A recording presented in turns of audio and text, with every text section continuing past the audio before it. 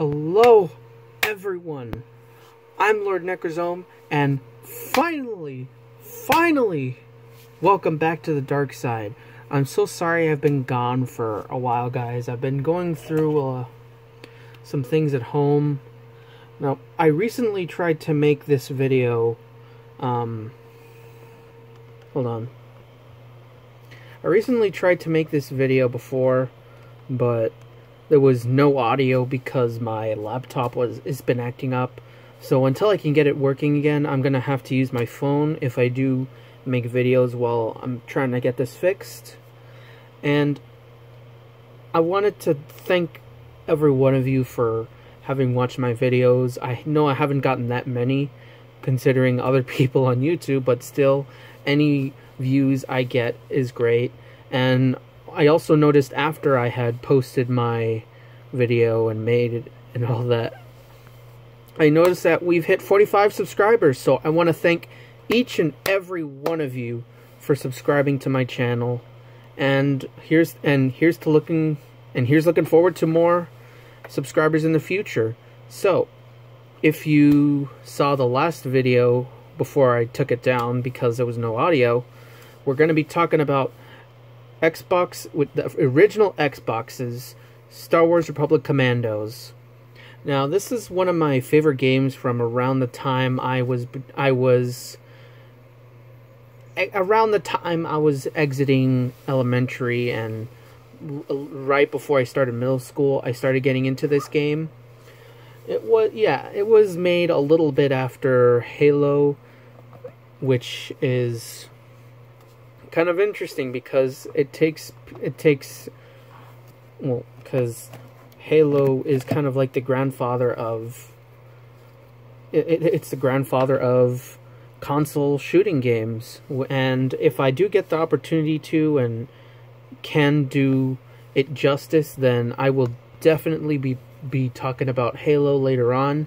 But for today, it's just going to be about Republic Commando. So, Republic Commando takes place during the Clone Wars in the Star Wars, in the franchise of Star Wars. It's about a squad of four clone troopers that are highly skilled commandos that take on various missions that play like a great role in the Republic, showing how powerful clones can be, even on their own. And this was before the Clone Wars show, where we really saw more in depth what the clone troopers were like, how they behaved around each other, because they are brothers, because they are clones, but they're clones of the same person, so they have the same blood. They're the closest thing they have to family, so they have to stick together. So that means that's kind of one of the themes in this game, if you could say. Like when you're playing through the game as the leader of the clones in this commando squad, you really get the feeling of them being brothers, of them being close. They throw jabs at each other. They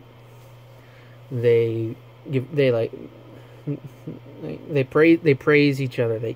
They throw jabs. They're sarcastic with each other. It handles clones pretty well, considering this was before we really got an in-depth look from the franchise as a whole. Because this was around after the prequel movies were finished. So yeah, I really think that this is an interesting way to kind of introduce the concept of looking at clones as more than just the tools of war that were turned against the Jedi, showing that they are more than human, and that in the Clone Wars, when they turn against the Jedi, it's just what they have to do. And to be honest, the Jedi in the Republic are kind of crappy with all their rules and making literal babies into Jedi. But I'm getting ahead of myself. We're here to talk about the game. The graphics of the game and the art style of the game are great. It's kind of like the way Bungie handled Halo Reach, making everything look more scruffy, more gritty. Everything looks like it's a war zone. The clone commandos each are very distinguishable. One like they have different colors, they have different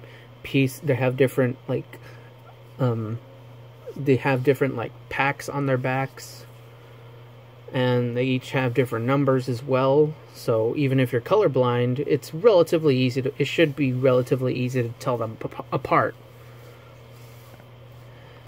And then there's just the design of the enemies. The enemies also look very rugged, and they don't typically look like they do in the movies or even in the Clone Wars show. Like the classic battle droids, instead of looking like this, like a tan or anything like that, all of the classic battle droids, the standard battle droids, they're all gray with bits of like black on them and rusting. Like they look scruffy and gray, like all of the paint has been washed off like years ago, showing how long that the war goes on.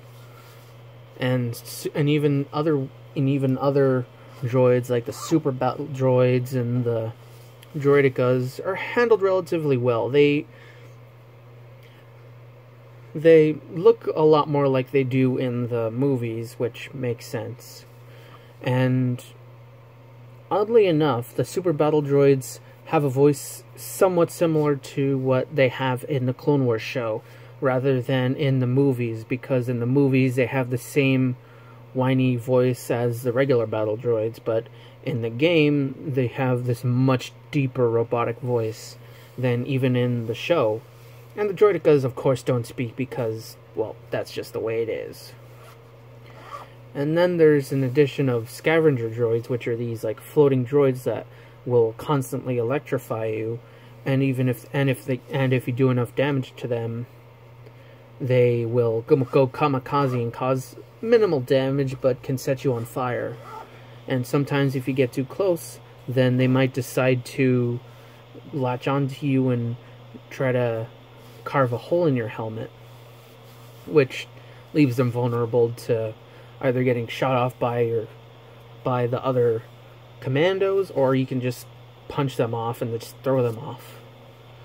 And that's getting more into the way the enemies are, which is somewhat like Halo, because each of them is distinguishable in their own way. Battle droids are kind of like the cannon fodder, pretty easy to kill, strength in numbers, grenades work efficiently. The super battle droids are much tougher. They take a lot of damage.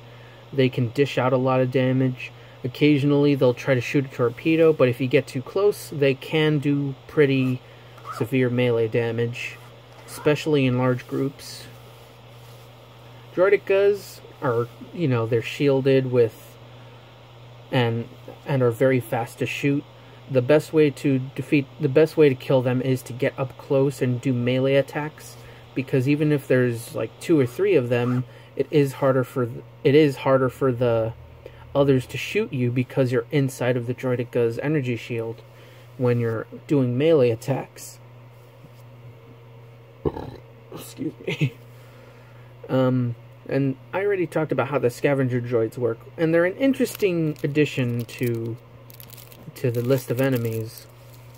And then there's the Geonosians, these giant flying bugs. Most of the Geonosians are just flying bugs with spears. They don't do that much damage, and they're about as easy to kill as battle droids, but they can fly, or at least jump over a long distance to get up and close with you, so they can hit you, and they can overwhelm you if you're not careful. And then there's like these generals or elite Geonosians, which are always flying, and have like a beam weapon that constantly does damage, and it can take a decent amount of hits before dying. And then there's Treadnotions, which are these alien lizards. So, there's 3 different kinds. There's these short ones that will either have knives that they are very dangerous with, or they'll have shotguns, which can do a lot of damage even from a far distance. It's kind of like the... Hold on. It's kind of like the Doom shotgun from like the first Doom. It has incredible range and does a decent amount of damage even at such a far range. Although sometimes the ones holding the shotguns will drop their shotguns to pull out knives. And either way, you don't want to let those guys get too close. And then there's mercenaries, which are taller, about the height of the player, and have automatic Treadnotion weapons. Though occasionally they'll carry their version of an explosive weapon, which it sends like it's kind of like an EMP blast that can affect your squad, even though you're not robots, which is an interesting change. Hold on.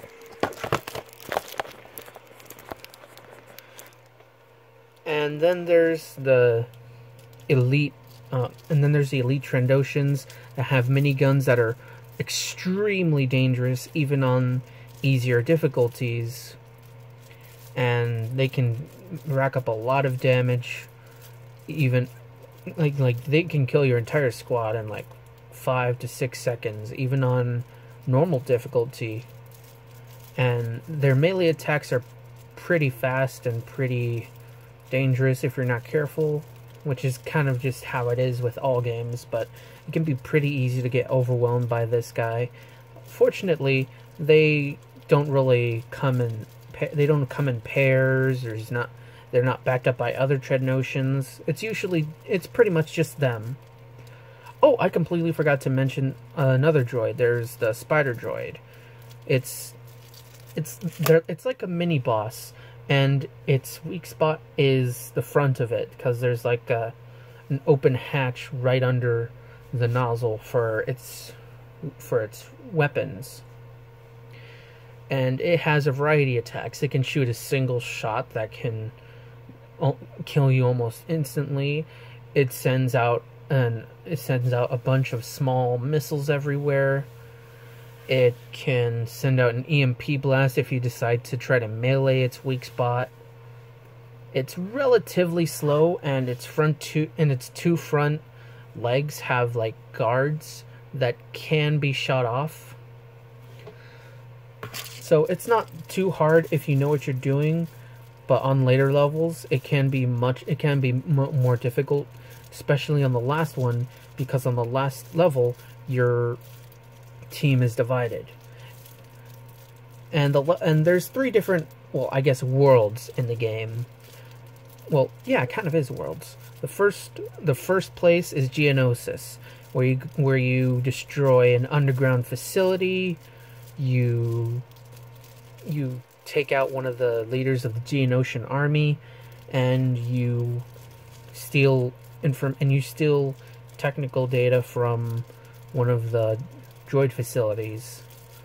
And the second mission, you board a Republic ship that had been thought lost like some time ago, and discover that the Treadnotions are taking the information and giving it to the Separatists on the other side of the war in exchange for droids and all, like in exchange for basically weapons, because the Treadnotions have a constant war against the Wookiees, since the Treadnotions also live on the Wookiee homeworld of Kashyyyk, which is where the next missions are. On the first mission, you rescue Tarful, who is the leader of the Wookiees. Then you help the Wookiees fight the Treadnotions and the battle droids in one of the main Wookiee cities. And in the end of the game, you blow up one of the you blow up one of the droid ships with just your squad manning a bunch of powerful turrets. And on the way, when your squad mates are all separated from each other, you have to deal with some difficult enemies on your own.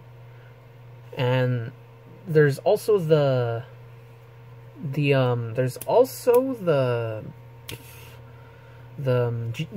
General Grievous bodyguards. They're fast, agile, take a lot of damage, don't do that much damage, but are very difficult to shoot and can be a problem for those that are unprepared. And then there's the gameplay and mechanics of your allies. Your allies are your best weapons, aside from the weapons you get, which don't have that much diversity in gameplay, but are interesting to say the least. Because the AI of your allies, or just the AI in the game overall, is amazing, especially of your allies. You can give them different commands to either take a sniper position or anti-armor position, or to man a turret, or to throw grenades, or to heal themselves, which is a huge bonus in a video game when you need more firepower, because if you have people that have taken damage on your team and they can't heal them, then you're screwed. You can have them either stay close to you, you can have them spread out, you can have them stay at a specific position, you can have them set up explosives, or use like computers. The gameplay and the game mechanics of being the squad leader gives you a lot of variety and options, and creates a great strategy to play this game. It's a game that you should definitely check out for yourself, because it's on the Microsoft Store. If you feel like checking it out, it's a shame it didn't get a sequel. I will admit, I really wanted it to get a sequel, and it set itself up for a sequel, but sadly, that sequel never came. Maybe we'll get it one day, but for now, this game is a solid addition to, it's a solid game that should definitely be checked out. So, I hope you guys have enjoyed the video. Comment, like, subscribe, all that. If you like this channel and want others to check it out, then share my videos or share this channel. And I'm so glad to be back, and I look forward to making even more videos for all of my subscribers.